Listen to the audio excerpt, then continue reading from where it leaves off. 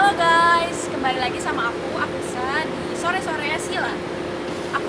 Sekarang aku lagi di Padepokan nih. Aku lagi mau ketemu sama teman aku, Atifa, Kurnia, dan Kamali. Kita nanti bakal cerita-cerita pengalaman mereka dan suka dukanya di Pelatnas SEA Games nanti. Jangan lupa ditonton ya di Kret ID dan tungguin aku terus.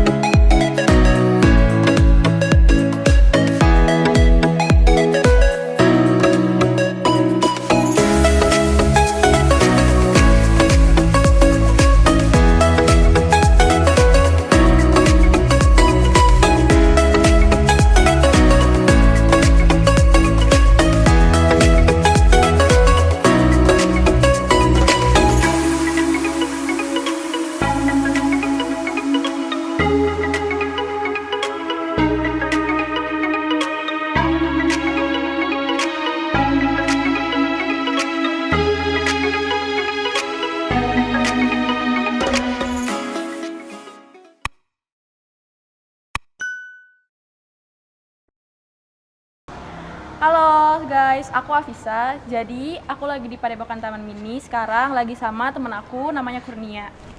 Halo. Kurnia ini adalah salah satu atlet pelatnas pencaksilat Indonesia yang akan bertanding di SEA Games Vietnam nanti. Tepatnya bulan apa, Kur? Rencananya sih bulan November. Terus aku ini sebenarnya sama Kurnia ini udah lumayan lama kenalnya ya, Kur ya. Sekitar tahun 2017-an. Saat apa ya waktu itu? Aku pertama main di Kejurnas PPLP kan. Kejurnas PPLP-nya di mana? Yang waktu di NTB. Oh iya, NTB. Terus dia ini waktu itu lawan teman aku. Jadi aku kenal itu karena dia lawan teman aku. Terus kita akrabnya waktu kita lagi setim di ASG ya. ASG-nya di Semarang. Gimana nih, Kur? Rasanya di Pelatnas? Rasa-rasa bawa nama Indonesia di punggung kamu itu gimana sih rasanya? Awalnya kayak gimana gitu? Ya, seneng sih sebenarnya. Cuma agak rasanya agak beda aja gitu loh. Beda ya? Iya. Berat gak? Ya berat sih enggak. Cuma ya enjoy aja gitu loh.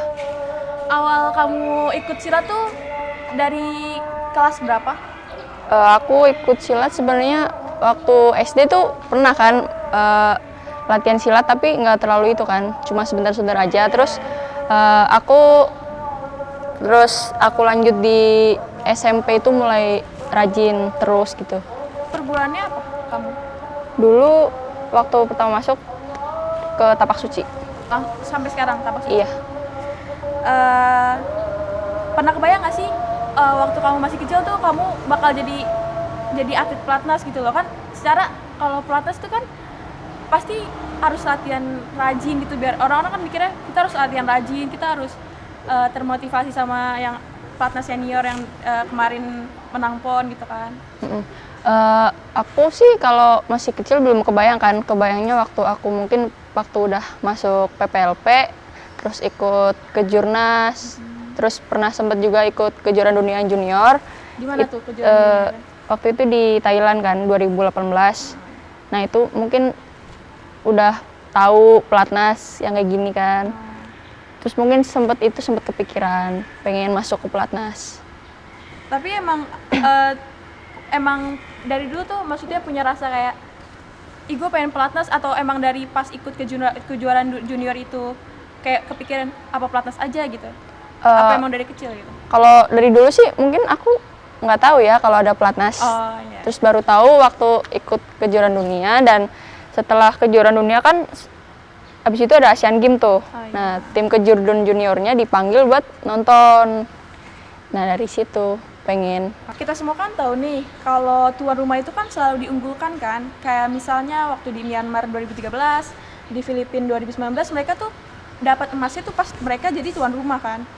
Nah, kita kan tahu nih kan SEA Games kan di Vietnam. Kita tahu juga atlet-atlet Vietnam tuh lumayan berat gitu kan. Nah, gimana nih cara ngatasinnya? Vietnam udah jago, terus jadi tuan rumah itu bebannya kan pasti ada lah pasti. Iya. Nah, itu gimana tuh cara? Ya mungkin kita harus latihannya lebih ekstra lagi ya, mungkin nambah-nambah sendiri gitu kan. Terus ya tanya-tanya ke senior tentang pengalaman mereka kan.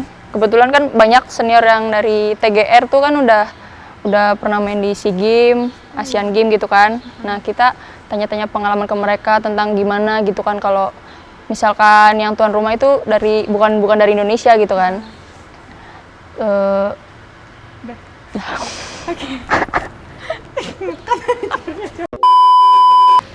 Kemarin kan aku sempet denger nih, kemarin ada tryout di sini kan. Iya.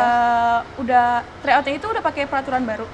Untuk yang tanding sih kemarin pakai peraturan baru, tapi kalau yang TGR masih pakai peraturan lama. Itu gimana tuh menurut kamu peraturan baru itu? Kalau aku sih ya, kalau pengalaman aku kemarin kalau pakai peraturan baru tuh kalau nyari poin sama pakai tendangan, menurut aku sih lebih susah ya. Soalnya kalau emang bener-bener tendangannya nggak bunyi terus atau lawan tuh nggak terlempar gitu, nggak bakalan ditulis.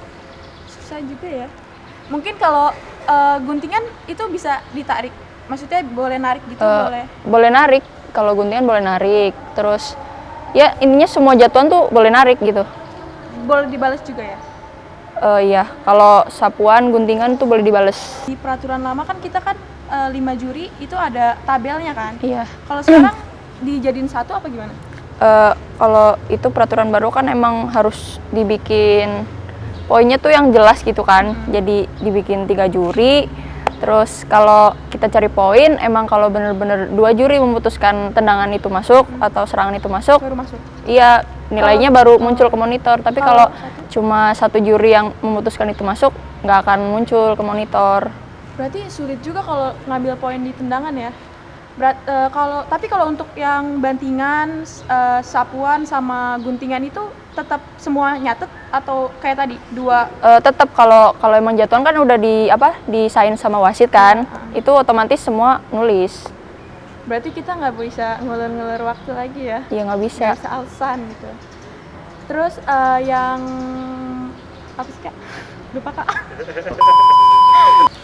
Terus soal teguran gimana? Kan dulu kan sampai kalau udah 2 dia langsung jadi teguran 1 kan? Kalau sekarang itu ada yang beda kalau nggak? peraturan sekarang pembinaannya tuh yang ketiga baru dapat teguran.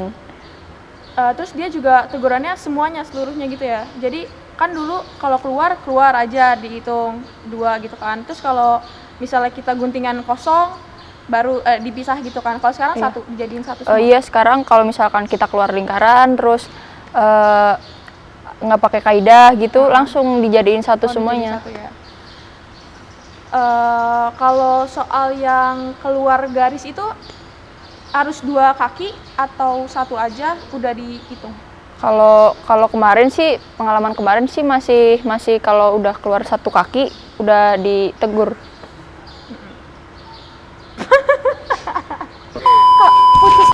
Tadi kan pertanyaannya kan agak berat gitu ya. Sekarang kita yang gampang-gampang aja ikut.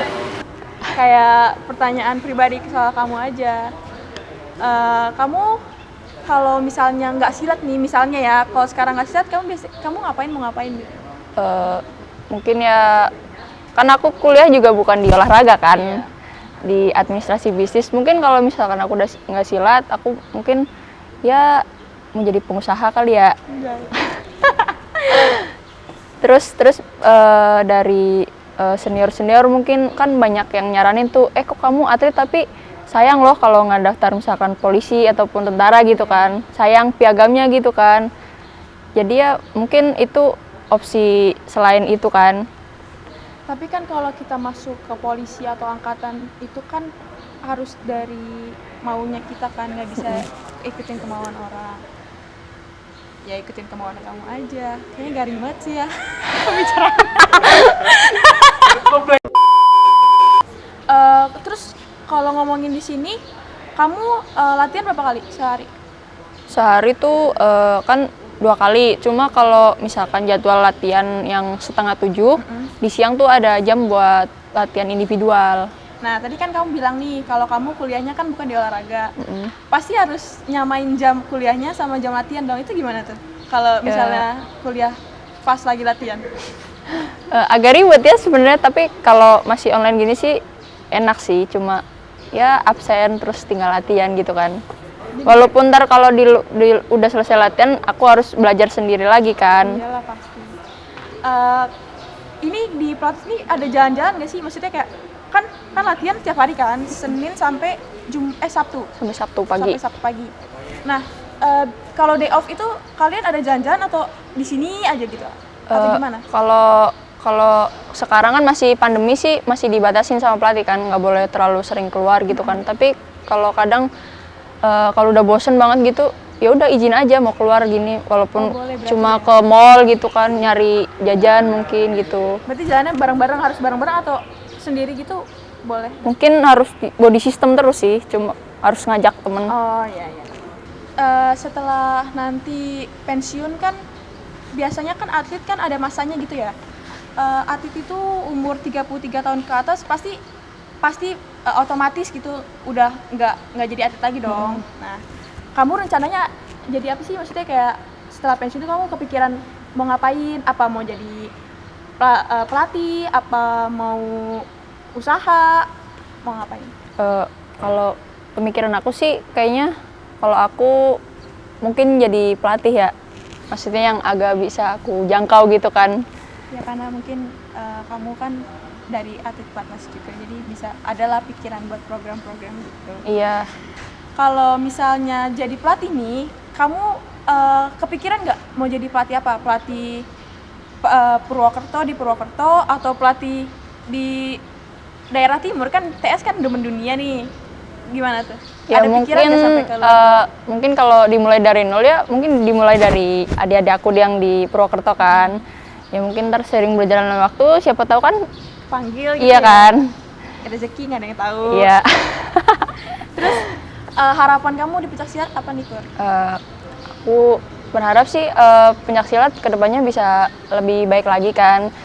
Dengan adanya peraturan baru, semoga orang-orang tuh udah mulai ngelihat silat gitu loh.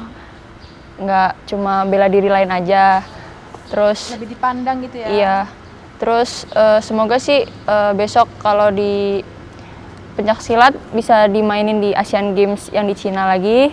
Terus dimainin di Olimpik juga. Oke guys, jadi selesai sesi ngobrol-ngobrol dengan Kurnia. Makasih Kur udah sama-sama. Udah nguangin waktunya. Maaf banget nih telat datangnya tadi kan. Iya, nggak apa-apa. Sukses ya Kur, semoga juara di SEA Games nanti. Amin. Dadah.